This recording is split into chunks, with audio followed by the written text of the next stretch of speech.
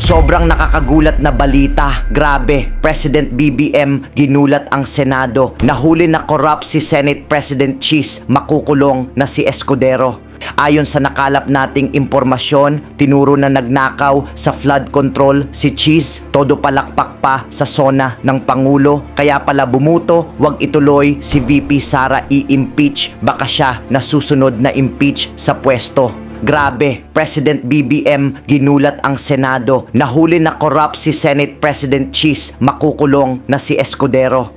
Tara, panoorin natin. Pibalik lang ako sa zona kahapon ni Presidente, yung sa flood control at saka yung insertions.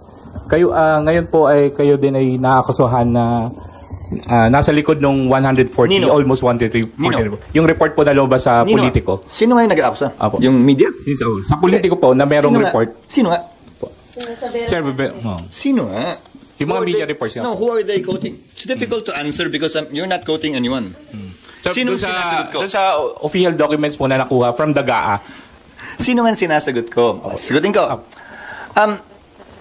Sabi nila nung una, 9 billion daw yung sa Sorsogon, 12 billion daw yung sa Bulacan. Sunod sinabi 142 billion. Sunod binura nila yun, ginawang 150 billion. Alin ba talagang sasagutin ko ron? Pangalawa, nung una ang sinabi, ako lang. Sunod sinama si Senator Villanueva. Sunod buong Senado na raw yun. Bibigyan ko kayo ng kabuuang sagot. Ang kabuuang panukalang amendment kaugnay sa 2025 budget ay umaabot sa humigit kumulang 600 bilyon. Ang nilipat-lipat, tinanggal, dinagdag. So kung totoo man yung sinasabi nila na 150 billion ang binago ng Senado, nasaan yung 500 billion yung pagbabagong yon? Saan ang galing? At bakit nila pinagtutuunan ng pansin yung mas maliit, hindi yung mas malaki? Sunod, nabalita na sa akin yan. Nagagamitin laban sa akin yan kaugnay sa isang demolition job, kaugnay sa napipintong halalan ng Senate President. Pero sinasagot pa rin kita ngayon, bagaman tapos na. Ang halalang yon. Kung iimbestigahan yan, dapat imbestigahan lamang. Nagsalita na Executive Secretary. Imbestigahan daw hindi lamang yung sa panahon ni Pangulong Marcos, pero yung mga nagdaang administrasyon din. Dahil kung ano man ang kapalpakan, kaugnay ng flood control, hindi lamang itong taon to, kung hindi mga nagdaang taon. Dahil kung titingnan nyo yung panukalang budget, mas malaki pa nga yung budget sa nagdaang taon sa flood control kesa sa kasalukuyang taon. Sir, pero just to 150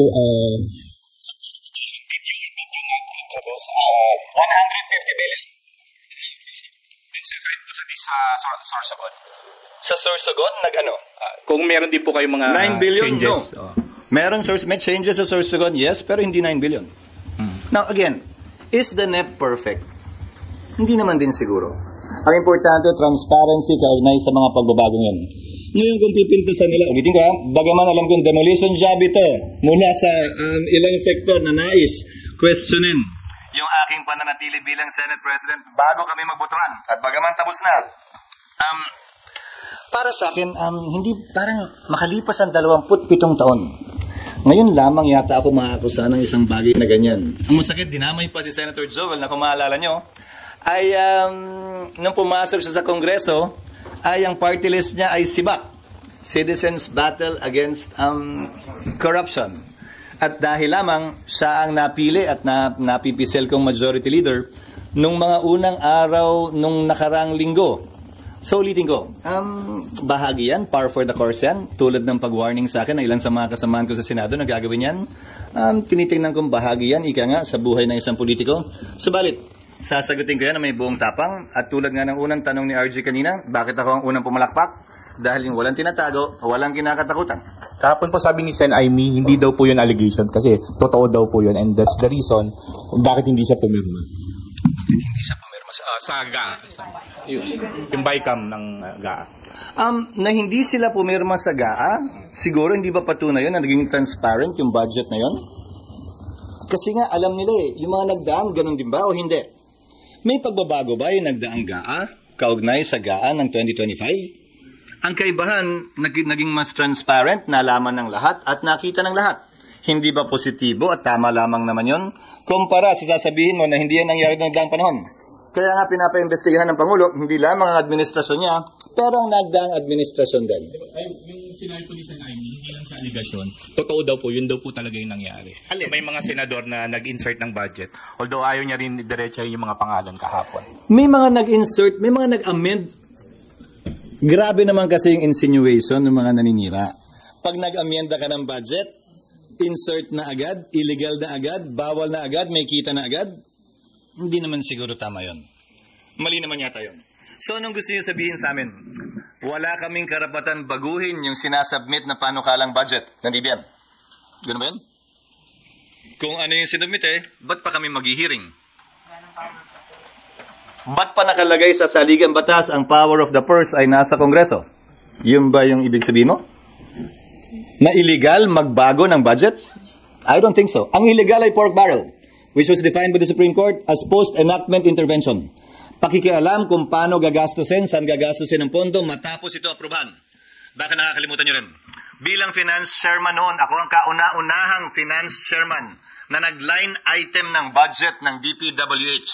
Bugso ng desisyon ng Korte Suprema kaugnay sa post-enactment intervention of pork barrel. Kung maalala nyo dati, puro lump sum allocations ang nasa budget at sa kauna-unahang pagkakataon na ako'y naging chairman. Doon lamang ni line item yan. Doon lamang nakita ang mga bagay na yan. So, hindi marapat at hindi makatarungan para sa akin. At bahagi lamang ika nga ng politika at pamumulitika ang mga akusasyong binabato ngayon. Myla. Since na-mention yung 600 billion and 140... Sino? Na-mention yung 600 billion. Sabi mo, Senator ano?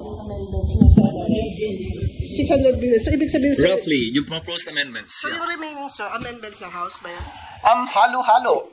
May amendments din ng mga ang DBM. Kasi may mga errata din na pumapasok, hindi ba? Sa mga nagdaang panahon. Minsan may hinahabol sila na, uy, nagkamali, na madali. Dapat ganito to. Minsan yung mga departments mismo gustong baguhin yung sarili nilang budget. Dahil may nakita silang pagkukulang o nagbago yung priority o may tuloy biglang nasira na kailangan iliko yung pondo ron habang pinag-uusapan yung budget. Marami naman pwedeng panggalingan yung pagbabago. Sir, wala kayong idea kung magkano yung amendment sa ginawa ng House, on the part of the House? Attribution is very difficult, Myla, because, halimbawa, kung may nag-propose sa komite, tapos yung vice chairman handling the committee adopted the verbal recommendation, the verbal request made in committee, kanino yun? Wala namang parang bill na, di ba? Pero nasa record. Kung gusto mong i-trace, makikita sa record yun na nagpanukala ay itong particular na mababatas na ito at diniscuss yun sa komite. At pagdating ng report ng Vice Chairman, kinary ng Vice Chairman yung proposed amendment na yun. At later on, pinagbotohan, kinary ng plenaryo yung proposed amendment na yun. Yes, ma'am.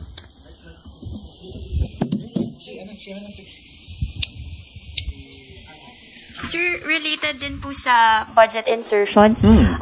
Itatanong ko lang po another Politico report also surfaced. Parang favorite niyo yun ngayon. It's a CCTV footage po showing na bumisita po kayo sa Batasang Pambansa toward the office of House Speaker Martin Romualdez. Sa kasagsagan daw po ito nung usapan sa national budget. May know, sir, kung ano po yung purpose nung... Malamang galing din sa kanila yan dahil ang paninira, na-trace naming paninira laban sa amin ay nanggagaling din sa Kamara. Hindi nga lang siguro 2 beses ako bumisita pero hindi sa tanggapan ni Speaker Romualdez.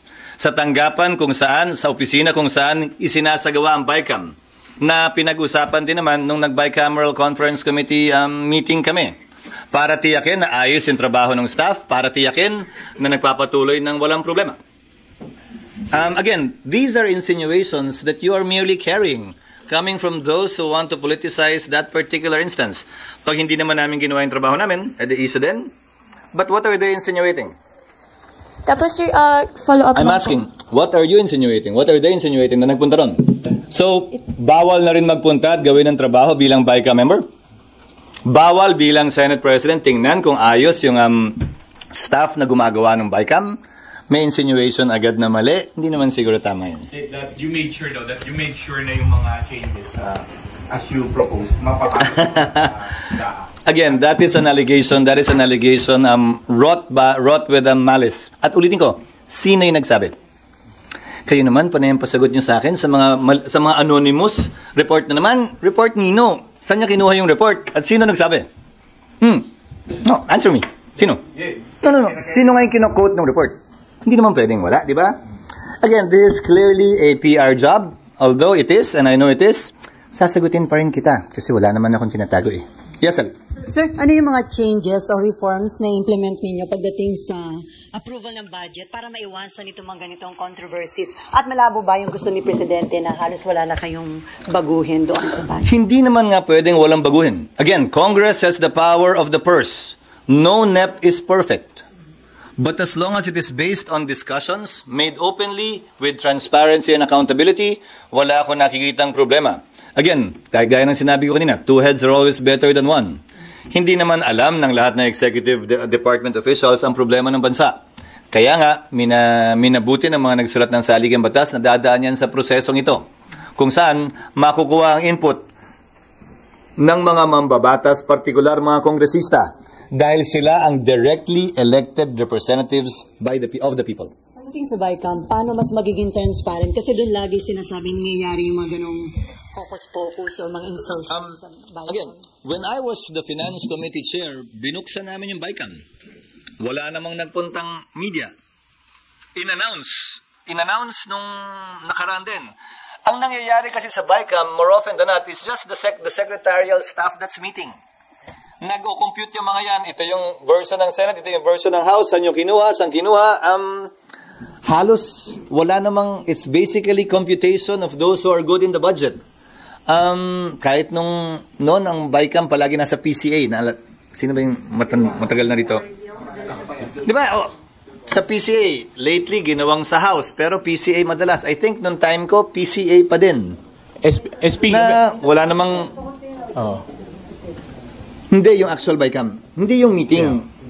Yeah. Yung actual BICAM na puro mga laptop na ang gamit nila, sa PCA usually yun. Hindi, yung meeting lang. Pero yung actual BICAM, yung nag-meet yung House Appropriations Committee at saka Senate Finance Committee, it's basically the staff that's basically reconciling the two different versions. Kasi alam mo, nakita ko yun nung nag-finance share ako. Ang Senate may dadagdagan na item, pero iba, may pagkukunan siyempre yun. Zero-sum game eh. Ang House may dinagdag at iba rin yung pinagkunan. So, kailangan nilang pagtugmain yun. And it's actually a more of a secretarial, mathematical job of reconciling the two versions. Tapos pag nangyari yun, ipepresenta na ngayon yun sa respective chairperson para aprubahan yung ni-reconcile nilang version. Sir, para may iwasan yung mga insinuation, mga duda and all, pwede ba na ilabas na lang ng Finance Committee Chairman yung listahan ng mga amendments ng bawat senator? Like, kung halimbawa kayo, nagpalagay kayo ng so-and-so amount with the total amount para kita ng lahat. Ginawa ko din yun nung Finance Committee Chairman ako. Papanukala ko rin kay Senator Win ngayon na Finance Committee Chairman na gawin yun. Pero nagawa na rin dati yan na pinanukalang amendment na bawat isa ay ginawang open. Kaya nga mas gusto ko, di ba, lahat pinagdedebatihan sa plenaryo, imbis na sa caucus. Ano yan? Dapat live stream. Laban yan, sir? Kaya design? Again, I will suggest that to Senator Win. That will most likely be discussed in the majority caucus in response to the President's call as well. Pero hindi naman po pwede na walang babaguhin at hindi pwedeng baguhin yun na nakaukit sa bato. Tingin ko hindi mangyayari yan dahil that will be depende. Ulitin ko, tama ba lahat na ipapanukala nila? Bigyan ko na halimbawa. Biglang nagbago ang isip ng executive sa 2025 budget at nagsabing dagdagan natin yung combat pay ng ating mga sundalo. Sa halagang, kung hindi ako nagkakamali, 15 ba o 18 bilyon. So bahagi yun sa nabago sa 2025 budget pero nanggaling mismo sa executive yun. Saan ngayon kukunin yun? So parang confidential funds ng OBP, nasa left originally, diba? Yung confidential funds ng sa tapos tinanggal. Diba? So, sila mismo yung nagpatanggal nun. Diba? So, yung mga pagbabago, marami namang pinanggagalingan. Yun, nagiging transparent din ba yun? Minsan, yung mga sekretary, makikipag-appointment na lang bigla. Di ba? At hihilingin na lang sa isang senador. Tapos yung senador, sasabihin na lang dun sa isa. Sana, pag may magbabago mula sa executive, ganun din ang maging panuntunan. Maging transparent din yung mga pagbabagong nagmumula mismo sa kanila. Pero sinabihan na doon sa secretary ko ng dama, yung mga cabinet, na wag lang... Kasi sinabihan ko din siya, nung nagkausap kami, ilang linggo na nakalilipas, na kung gusto nyong panindigan yung budget para hindi na masyadong magulo, sabihan nyo yung mga kalihim at head of office na wag nang maglako dito sa Senado at sa Kongreso ng dagdag na pondo dahil dapat, hindi ba, dumaan yan sa masusing proseso.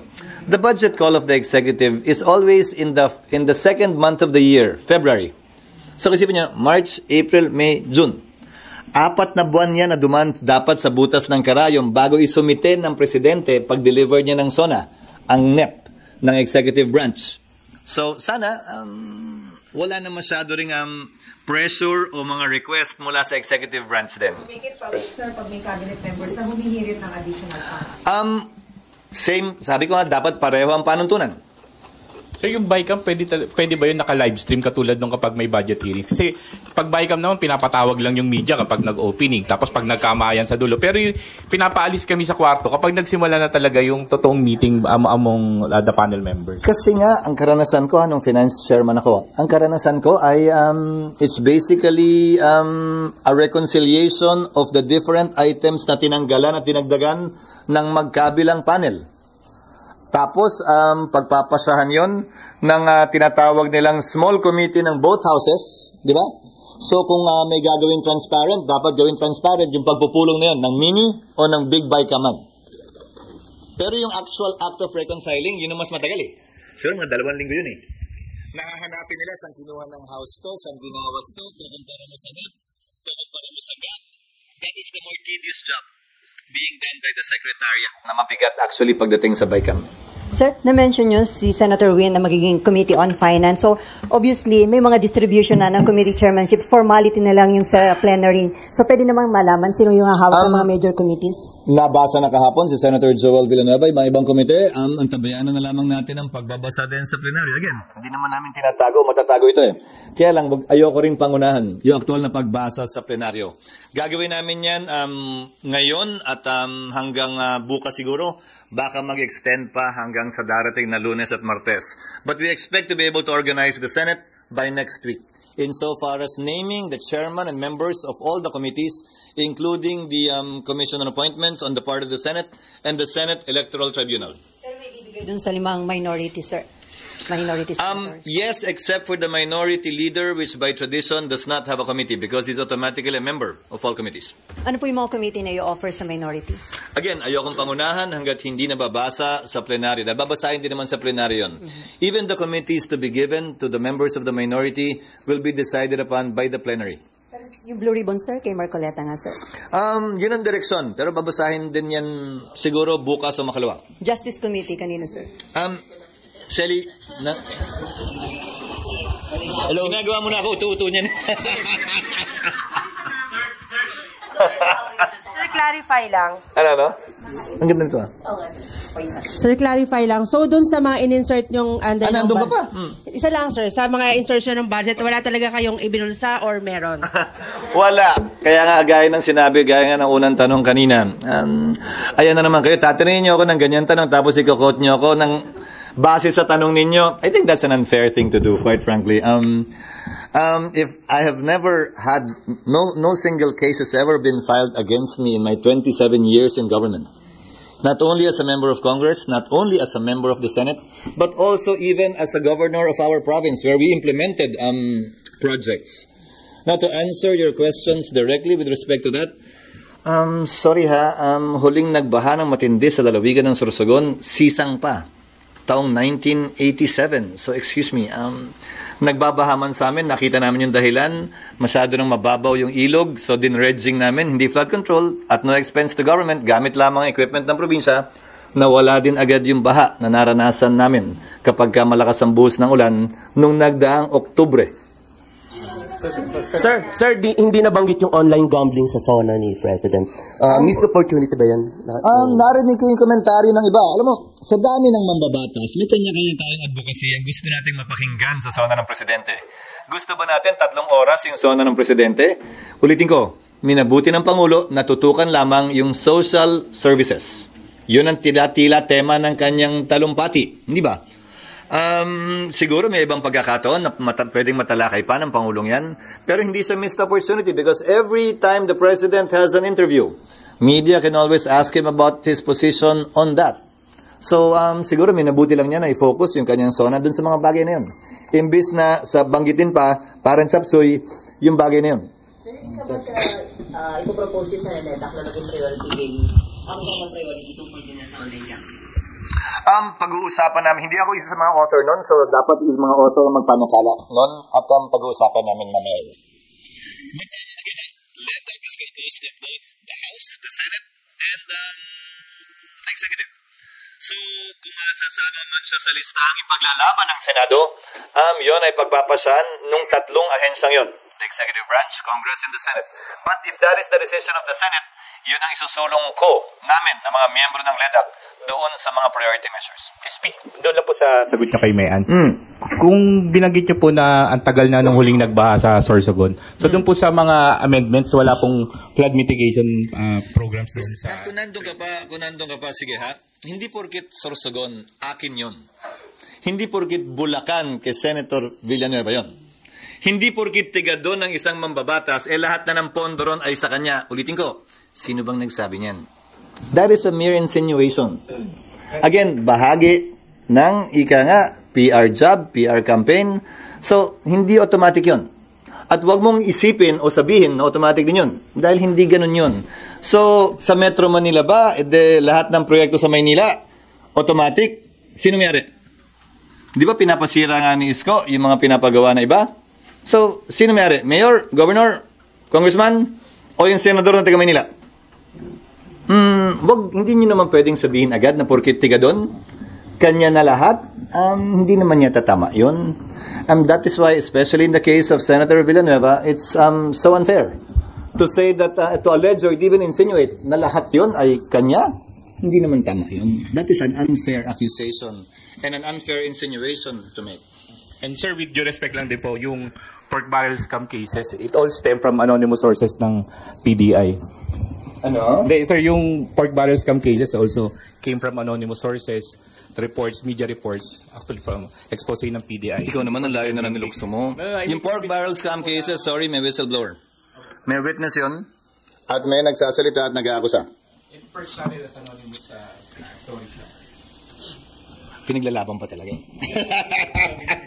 Yes, what else? Pero sir, may info ka kung sino yung behind dun sa PR job against you? At the right time, when we have already sufficient sources, sufficient basis, we might name that person. Pero sa tagal ko kasi sa politika, parang kasama na lang yan eh. Pero sabi niyo, SP from Kamara. Ano? Galing Kamara, sabi niyo po kanina. Malamang. Congressman. Malamang, yun ang direksyong tinuturo ng mga sources namin. Are you considering legal action? I've never done that.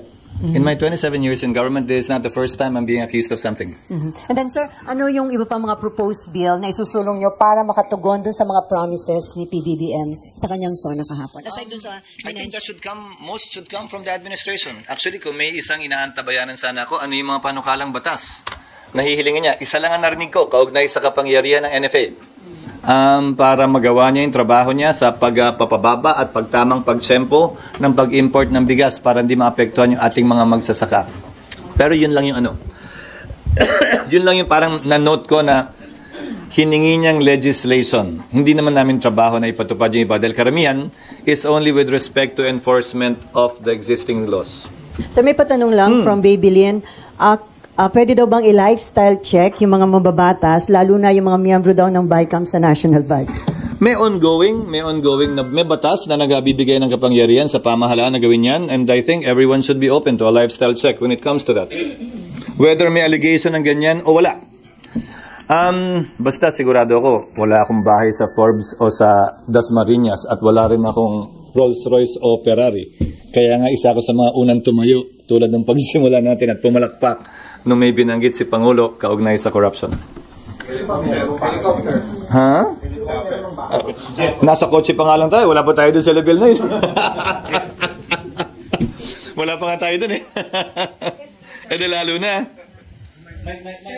So, doon lang sa impeachment po. Yes, ma'am. Sabi, sa Supreme Court ruling, di ba po final and executory? But, tama mo ba na open pa rin siya sa motion for reconsideration? Yes. So, there is a procedure insofar as the filing of a motion for reconsideration is concerned. Okay. So, kahit po open pa siya sa filing ng motion for reconsideration, magde-decide na rin kayo kung ano ang gagawin, kung magta-trial kayo. I will answer you legally. Yes, there is that procedure, but the Supreme Court knew that there is such a procedure. And yet they wrote immediately executory. No, meaning, so that will now be decided upon by the Senate, hopefully in plenary in the coming days. Pangalawa, Pangalawa, ano sabihin ko? Hindi, pangalawa, unanimous yung decision ng court. In my experience, at sa nakita ko mga pagpapasya ng Korte Suprema, hindi pa yata nangyari o nangyari man bibihira na nire-reverse ng Korte Suprema yung sarili niya sa isang unanimous na desisyon. Ngayon, kung divided court yan, let's say 15, no? 8-7. Isa lang ang bumaliktad, magbabago na yung desisyon. Ito ni isa, walang kumontra sa posisyon at desisyon ng mayoriya na isinulat ni Justice Leonen. So, i-consider yun, titimbangin yun ng mga miyembro ng Senado, kaugnay ng pagpapasya namin, kung maghihintay pa ba o hindi, kaugnay ng dalawang bagay na yun. Again, that it's unanimous, and it said it's immediately executory. Kasi sana hindi sana sinulat ng Korte Suprema yun, hintayin matapos yung proceedings, yung procedure. Nilagay nila immediately executory. So, sir, how soon are you going to decide? I don't know. In the next couple of days, perhaps. Hindi na rin naman rason para patagalin pa yun. One way or the other, we have to decide on it. And we will decide on it through a vote. Ulitin ko ha. Pag may nag-motion at walang nag-object, botohan pa rin yun ha. Pag may nag-motion at may nag-object, doon lang naman i-divide yung House. Pero, lahat ng pinagpapasyahan ng Senado ay sa pamamagitan ng botohan, kaya nga sa pamamagitan ng motion. Kahit yung pag-refer nga ng mga bill, motion eh. Sir, so mag-decide kayo SP sa plenary, meron o walang MR? Hindi ko maintindihan yung tanong. Kasi sir, SP, di ba We might consider the fact that the House may file an MR before we decide. Again, ayokong pangunahan. Ang sinasabi ko nga sa'yo, yung dalawang bagay na yun ang titimbangin ng mga miyembro. That it's unanimous, that it's immediately executory, titimbangin yun sa pagpapasya ng Senado. Pwede na ba kami magdesisyon ngayon o hindi pa? But you will also consider the fact that House might or actually will file MR kasama sa factor ng pag-decide yun po. Kasama sa minihintayin niyo pa ba yun? Mag-MR pa sila? Sinagot ko na nga na hindi babalik na rin ang SC. Na ko-considera yon. Mag-file man sila. Paano pag hindi sila mag-file? Wala naman silang sinasabi. Iba-iba sinasabi nila. Sabi sa speech, sabi ng spokesperson, mag-file. Sabi ng speech ni Speaker kahapon, ginagalang nila. Hindi ko nga maintindihan. Hindi ko nga alam. We cannot wait din naman indefinitely dun sa gagawin nila kung sakasakali. So unless SP na wala pa kayong desisyon, mag-file na sila ng MR, that would be a different situation.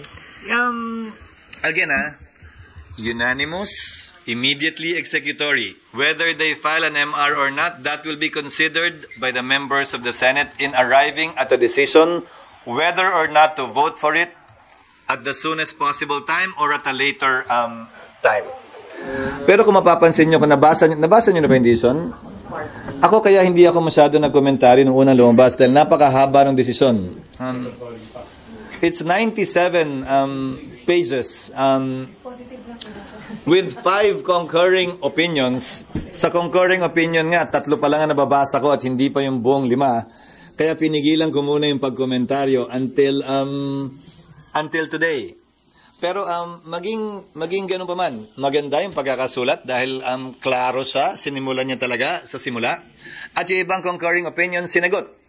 Dahil mas late lumabas o baka nakita nila yun. Sinagot yung mga concerns na ni-raise ng ilan sa mga kritiko ng Korte Suprema.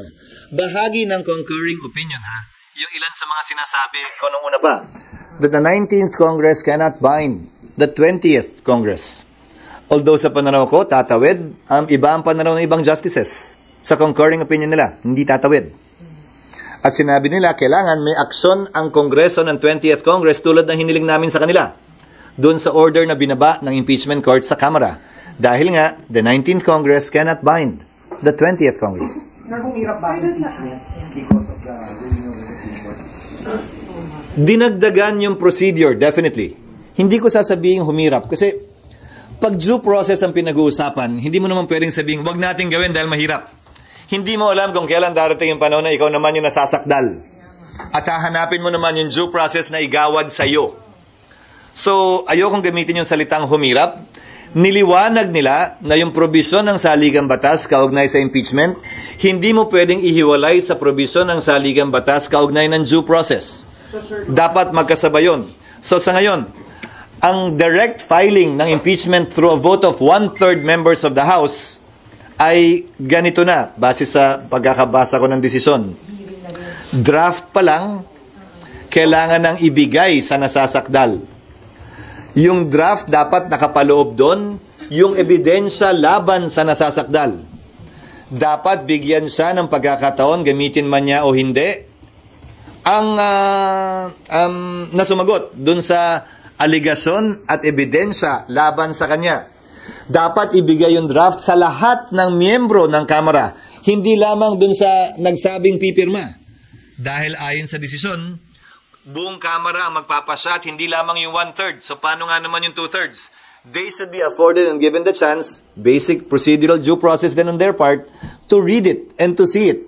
So pati oposisyon o yung tutol doon, dapat bigyan din ng kopya. At panghuli, they should be given a reasonable time to be determined by the court to read it. So, dito nga, hindi pinahirap, niliwanag yung prosesong kailangan pagdaanan. So mas mahaba-haba nga yung prosesong yan. Sir, so may finding ba in the ruling na so ng House ng kanyang impeachment powers? That was the decision precisely of the court.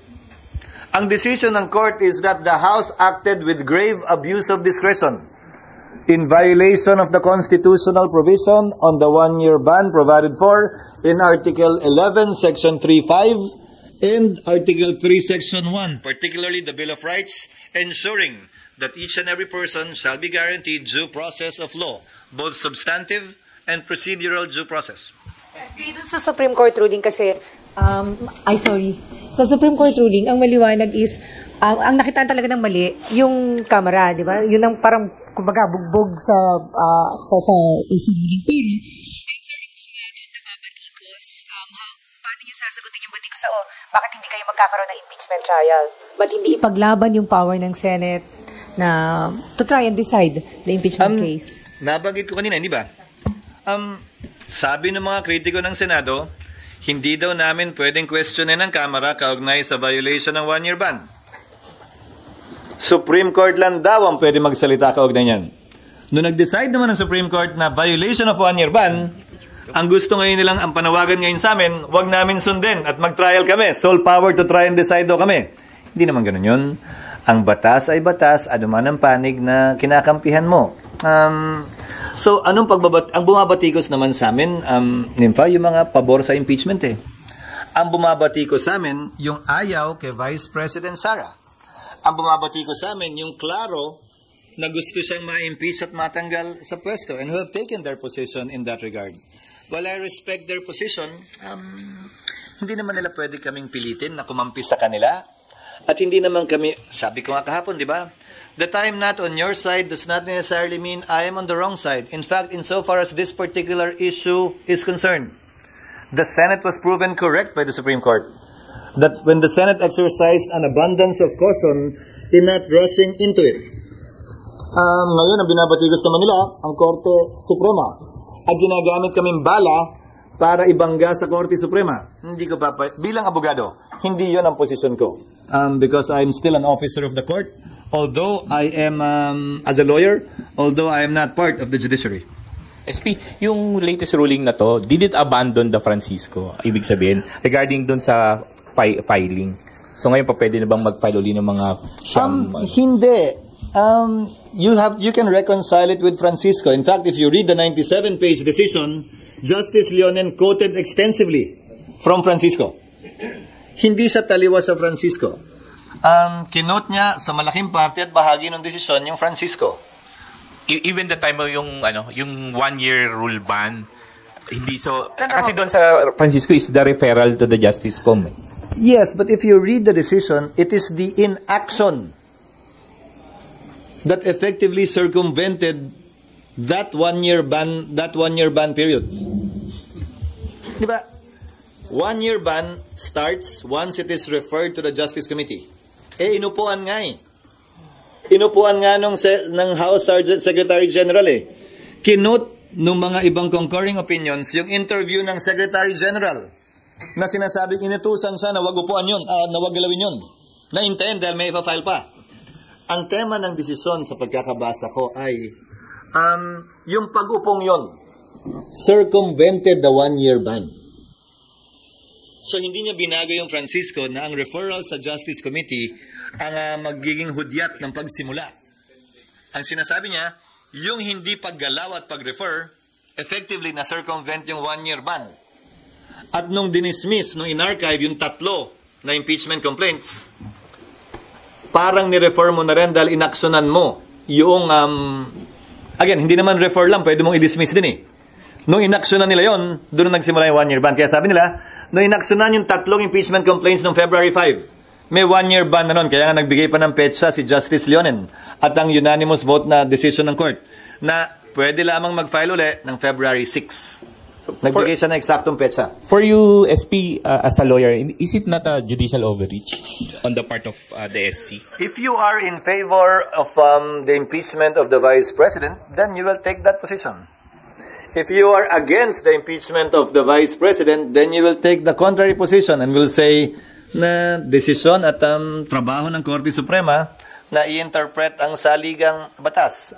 Again, kung gaano karami ang abogado, kung gaano karami ang posisyon, ganun karami din ang opinyon kaugnay sa ginagawa o hindi ginagawa ng Korte Suprema man, ng Kongreso, ng Senado o ng Executive branch. SP, isa lang po. Balikan ko lang sa SONA kahapon. Isa sa mga panawagan ni Pangulo is to amend the Coconut Farmers and Industry Fund Act. What's your take on that? What's the challenge and how will this help our coconut farmers? We will look at it. Understand that there was no specific proposal kung paano yun. Ang naalala kong pinasa namin, interest lamang nung Coco Levy funds na sinequester nung una na napunta, tinurnover sa gobyerno ang pwedeng gastusin. Ang problema doon, kung tama din ang pagkakaalala ko, ang interest dun sa perang yun ay humigit kumulang 2 hanggang 4 na bilyon lamang kada taon. Bagaman ang pondo ay nasa 80 bilyon yata. So, hindi ko alam kung susuporta o hindi kami, depende siguro sa panukala. Bubuksan ba yun na pwede nang gamitin yung principal? Lalakihan ba yung pwedeng magamit at hindi naman uubusin yung principal?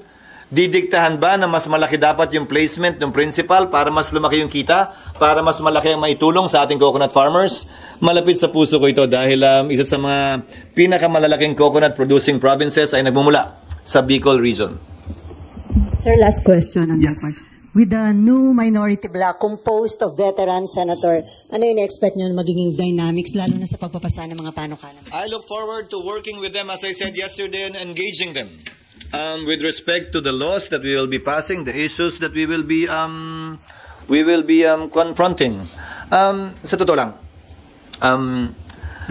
hindi ko tinatawaran ang kakayanan ng kada senador, veterano man siya o hindi. Ginagalang ko ang bawat isa, bago man siya o matagal na. Pantay lamang ang boto namin at tigi-tigisa. Pare-pareho kaming may access sa mikropono at may boses para magsalita. Bilang tagapangulo ng Senado, pantay kong itatrato titingnan ang kada miyembro, mayoriya man o minorya, matagal man o baguhan sa Senado. So inasahan nyo magiging cooperative, not obstructionist, yung new minority? I will take Senator Soto at his word. Yun naman ang sinabi niya kahapon, that he will work with the majority, with his colleagues in the Senate. And I've seen Senator Soto in the various capacities he served in the Senate, either as Senate President, as a majority leader, as an ordinary member. Again, that's the advantage of being a veteran, I guess. Kaya mo na yun, alam mo na yun, hindi na kailangan i-memorize yan, ika nga. Parang ikaw yung unang pumalakpak dun sa tumira sa presidente. Bakit naman hindi? Una sa lahat, binabati ko ang Pangulo sa kanyang State of the Nation address. Ikinagala ko na ginamit niya ang ating sariling wika ng 99.9% sa kanyang talumpati. Gayon din, yung kanyang talumpati sumentro sa mga serbisyo publiko. Kung mapapansin ninyo, hindi niya tinalakay anumang may kinalaman sa politika, sa ekonomiya sa pangkalahatan, sa gulo sa mundo. Pinag-usapan niya at sumentro siya sa public services lamang. Yung kabuuan ng kanyang mahigit 1 oras na talumpati ay kaugnay sa public services sa ating mga kababayan. Gayun din, nais ko siyang batiin sa buong pagpapakumbaba niya sa kanyang pangatlong SONA kaugnay sa pagtanggap sa pagkukulang ng kanyang administrasyon nitong nagdaang 3 taon. Ika nga may kasabihan, di ba? Ang unang hakbang sa pagresolba ng anumang problema ay pag-amin na may problema tayo kaugnay sa isang partikular na bagay. Inamin yun ng Pangulo kahapon at sinabing sisikapin niya na ipag-ibayuhin pa yung kanyang pwedeng magawa kaugnay ng mga serbisyo publiko na yon. Kaugnay sa pagpalakpak, sino ba naman ang hindi papalakpak doon? Matagal ng problema ang bagay na yan at bilang katugunan sa panawagan ng Pangulo kaugnay sa corruption, conflict of interest at hindi tamang paggamit ng pondo, maghahain kami ng panukalang batas na ang layunin ipagbawal up to the 4th civil degree of consanguinity and affinity ang sinumang mambabatas o opisyal ng pamahalaan, nasyonal man o lokal, na maging kontraktor o supplier sa pamahalaan. Para sa akin, klarong conflict of interest yon at hindi dapat pinapahintulutan yon nang hindi mawawala yung opisinang pinangahawakan ng opisyal. Sir, dahil ngayon may mga lawmakers na involved sa mga kontratista, di ba? May binanggit na rin ang isa sa aming mga kasamahan dito kaugnay sa eksaktong bilang. Hindi ko lang alam kung ilan talaga. Pero marami tayong naririnig na gano'n kung kaya't rason para kung ang mga abogado tulad ko, halimbawa, bawal mag-exercise ng profession. De siguro naman, mas lalong dapat natin pagbawal dahil klarong may conflict of interest yung mga kontratista at supplier na maging parte ng pamahalaan o kung sila'y parte ng pamahalaan, magpatuloy sila sa kanilang dating negosyo.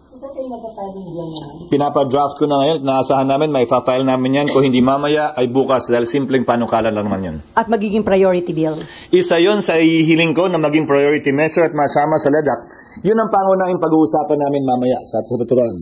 Kaya kami magkokokos. Hindi ba sinabi ko sa akin talumpati kahapon? Magtrabaho tayo. Huwag tayo magpadala sa ingay ng politika. Bahagi ng trabaho natin at tugunan yun, pero huwag tayo magpa-distract sa ingay ng politika.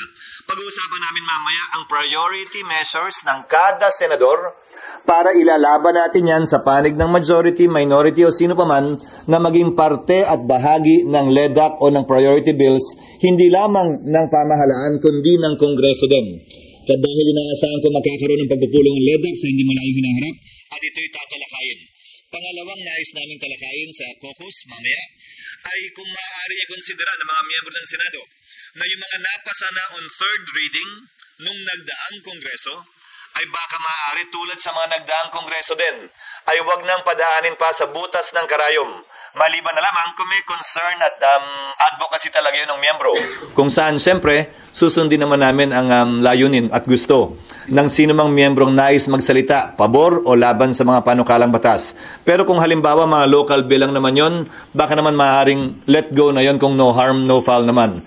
Para mas mapadaloy namin yung pagpasa ng mga makabuluhang panukalang batas na hindi naman gaanong kontrobersyal. Sir, sinabi din ni Presidente na yung budget bill handa niyang isole kung ang ipapasa ng Congress ay hindi naayon sa National Expenditure Program ng administrasyon. Di bali daw maging reenacted yung budget? Oo, bawat administrasyon layunin gawin yun, pero alalahanin nyo rin. Ang panukalang budget ay nanggagaling hindi lamang sa executive pero pati sa Kongreso. Hindi naman porgit binalangkas na executive, lahat yun ay tama na. Hindi naman porgit binalangkas na executive, lahat yun ay hindi na pwedeng baguhin at tila nakaukit na sa bato. Ang marapat at dapat baguhin dahil yung mga kalihim mismo ng Pangulo ay humihiling sa Kongreso ng dagdag o pagbabago sa kanilang budget.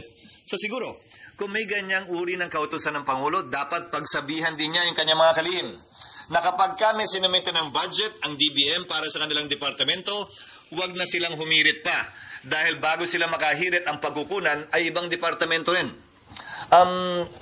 May lohika din naman at basihan yung kasabihang 2 heads, 3 heads are better than 1. Ang importante ay transparent, ang importante ay nakikita ng ating mga kababayan kung saan at bakit nga ba ginagawa ang mga partikular na bagay. Sir, pag-uusapan din ba yung ruling sa Supreme Court sa impeachment mamaya sa caucus at ano yung personal position mo doon? Wala sa agenda, subalit tiyak ko mapag-uusapan yun dahil imposible namang hindi. That is considered what we may call the elephant in the room.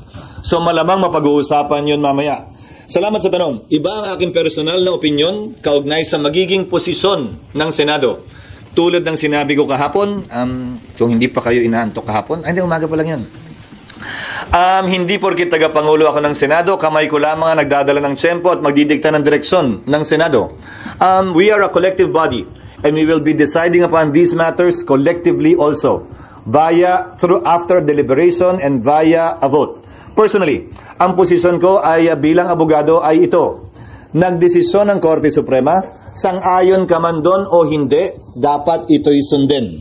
Kung hindi, magkakaroon tayo ng constitutional crisis at baka tingnan tayo ng mga karatig bansa natin at ibang tao na isang banana republic kung saan sinusunod lamang natin yung mga gusto natin. Ilang pananaw pa kaugnay sa desisyon ng Korte Suprema? 5 sa 11 pinag-utos ng Korte Suprema na isumite ng Kamara ay kabilang sa order o kautusan ng Senate Impeachment Court mismo kaugnay sa compliance ng Kamara sa 1-year ban. Sabi nga ng isang kritiko ng Senado ng mga panahong yon, wala daw karapatan ng Senado utusan ng Kamara at tanungin ng Kamara kaugnay ng 1-year ban. Sabi ng kritiko ng Senado yon, desisyon daw yan ng Korte Suprema. Ngayong nagdesisyon naman ng Korte Suprema, ang sinasabi ng parehong taong yan ay Senate is the sole judge of impeachment cases. Dapat wag pansinin. Ano ba yan? Talaga bang nagbabago kung ano ang tama, totoo at naaayon sa batas? Depende sa gusto natin? Hindi ba dapat? Ano man ang gusto natin, dapat ang sundin natin ay ang batas at saligang batas at ayon sa konstitusyon. Korte Suprema lamang ang bukod tanging may kapangyarihan magbigay buhay at mag-interpret ng ating saligang batas. May mga parte din naman ng desisyong hindi ako sang-ayon. Pero kung babasahin natin ang lubusan, kabilang yung mga separate opinions, halimbawa, may mga concurring opinion doon na nagsabing hindi daw tatawid ang impeachment complaint sa susunod na Kongreso. Taliwas yan sa aking pananaw, pero ito'y concurring opinion at hindi bahagi ng majority opinion. Pero nakita ko bilang abogado na minsan ang mga concurring opinion nagiging bahagi ng majority decision sa mga sumusunod na kaso pa. Having said that, maski yung mga puntong yon ay dinala at ika nga sinundan yung ilang concerns din ng Senado kaugnay sa paghiling sa House na desidido pa ba kayo dito sa impeachment complaint na to sa ilalim ng 20th Congress? Dahil hindi automatiko yun. Ayon sa dalawang separate concurring opinion sa dalawang mahistrado, binanggit nila yon sa kanilang opinion. Ulitin ko, ito'y pagpapasahan namin pero wala ako nakikitang rason at dahilan personally para hindi namin sundan at sundin ito. Maliwanag ang desisyon ng Korte Suprema. The impeachment complaint is null and void ab initio. Ab initio meaning from the beginning. Nakasaad din sa desisyon ng Korte Suprema, hindi nagkaroon mulat-mula ng jurisdiction ang Senado doon sa impeachment complaints dahil sa paglabag sa Bill of Rights, particular due process of law. Pangatlo, sinabi din ng Korte Suprema, immediately executory ang desisyong ito. Ngayon narinig ko pinag-uusapan ng ilang mga bagay, kaugnay ng reconsideration, kaugnay ng pag-file ng pag-apply ng ilang mga prinsipyo sa batas, kabilang ng Doctrine of Operative Fact, pero hindi natin maialis na alam ng Supreme Court ang lahat ng ito. Ang Doctrine of Operative Fact, Korte Suprema mismo ang nagbaba niyan bilang exception sa null and void ab initio ruling nila sa mga nagdaang kaso. So kung nais nilang gamitin yan, edi ginamit na sana nila dito. Pangalawa, tapusin ko lang, at pangalawa, kaugnay sa paglabag ng due process, kinlaro din nila yon na kapag ka-violation ng due process ang pinag-uusapan, ay wala na tayong pwedeng i-review o ibalik pa dahil nawala na ng jurisdiction mula sa simula ang anumang korte o husgado ayon sa majority at unanimous decision ng korte. Yes? Pag-uusapan niyo yan nang nakakonvene kayo as impeachment court o pwede po sa plenary, ma'am? Personal ko ding opinion ito pero ang masusunod dito ay ang mayoriya. Nakalagay kasi sa desisyon ng Korte Suprema, walang jurisdiction ang impeachment court. Walang jurisdiction ng Senado. Nadinggin pa ang mga articles of impeachment. Naalala nyo, bago kami nag-convene, binasa yung articles of impeachment, at least in dulo man lang, bago kami nagka-jurisdiction. Ang sinasabi ng Korte Suprema sa desisyon nila ngayon ay unconstitutional yung articles of impeachment. Kaya walang jurisdiction yung Senado. At pag sumumpa yung mga bagong halal na senador, they will swear to do impartial justice during trial. Wala nang ang jurisdiction eh. Sa tingin ko, mas safe, na Senado ang magpapasya kaugnay nito, imbis na impeachment court, dahil baka matingnan pa na paglabag ang pag-convene ng impeachment court matapos ang naging desisyon ng Korte Suprema. Ngayon, wala bang presidente o meron? Meron. Noong nagpasya ang Senado na i-dismiss yung impeachment laban kay dating Pangulong Estrada dahil sa EDSA 2, dineklara ng Senado, not as an impeachment court, as a Senate, dineklara ng Senadong functus officio na yung kaso. Yung impeachment court at dinismiss yung kaso. So, nung nagdaan, nagawa na rin yan ng Senado. Inaksyon na ng isang impeachment complaint bilang Senado at hindi bilang impeachment court. So regular session possible later? Scenario lang. Depende sa mapag-uusapan mamaya. Total naman, itong mga unang araw na ito, wala pa naman kaming panukalang batas na pwedeng talakayin dahil kailangan ma-first reading muna lahat ng mga panukalang batas na final. Dahil nga, bagong kongreso ito, kailangan i-refile lahat ng mga bill na hindi napasa noong nagdaang kongreso. To be clear, sana lang, personal nyo, SP, is hindi na kailangan mag-convene after the decision of SC? Yes, and if the Senate will act on it, the Senate should act on it as a Senate in plenary. Pero sabi nyo, SP, nung previously, pwede namang hindi sundin ng Senado yung kautosan ng Supreme Court. Ang sinabi ko noong nakaraan, pinagpapasahan pa rin. Pagpapasahan din namin mamaya yan dahil iba-iba opinion ng Senador. Hindi ko sinabing hindi pwedeng sundin. Ang sinabi ko, pagbobotohan lahat. Dahil noong mga nagdaang panahon, di ba nga, sinabi ko sa iyo, pinagbotohan ng Senado kung susundin ba o hindi yung TRO kaugnay sa foreign currency deposits ni dating Chief Justice Corona. Sa botong 1310, nagpasya ang Senadong sundin ito. Ganon din marahil ang makikita natin kaugnay nito. May magmomosyon, halimbawa lamang, na aksyon na o anong gagawin o magtatanong anong gagawin ng Senado kaugnay ng Supreme Court decision, may sasagot at magsasabi at manghihiling ng motion. Pag walang nag-object, edi yun na yun. Pag may nag-object, edi pagbobotohan. Pero yung botohan nun, sir, kay CJ Corona as an impeachment court, hindi as legislative body. Yes, pero yung botohan din naman kay dating Pangulong Estrada as a legislative body, as a Senate. Dahil yon nagbotohan sila sa impeachment court dahil yung issue na bring up during trial na. Hindi naman tiniro yung buong proceedings. Ang tiniro yung pagbubukas, yung pag-isa ng subpoena dun sa foreign currency deposits as part of the trial. Sir, some are saying na kung inaksyonan niya noong February, sana tapos na yung impeachment, hindi na Babalik na rin ko, kung inaksyonan namin, at anong itsura namin ngayon na bawal pala lahat ng ginawa namin. Paano kung nag-convict ang Senado? Bawal naman pala lahat dahil nilabag naman pala yung Bill of Rights at right to due process ng nasasakdal. So babalik ta rin ko, Sally. Baka naman kaya minamadali ito noong mga panahon yun ng iba? Ay dahil alam nilang may problema o maaaring magka-problema, rason para madali ng kamay namin. We exercised an abundance of care when it came to that, not wanting to violate any constitutional provision and juxtapose that to what the House did after the Supreme Court decision.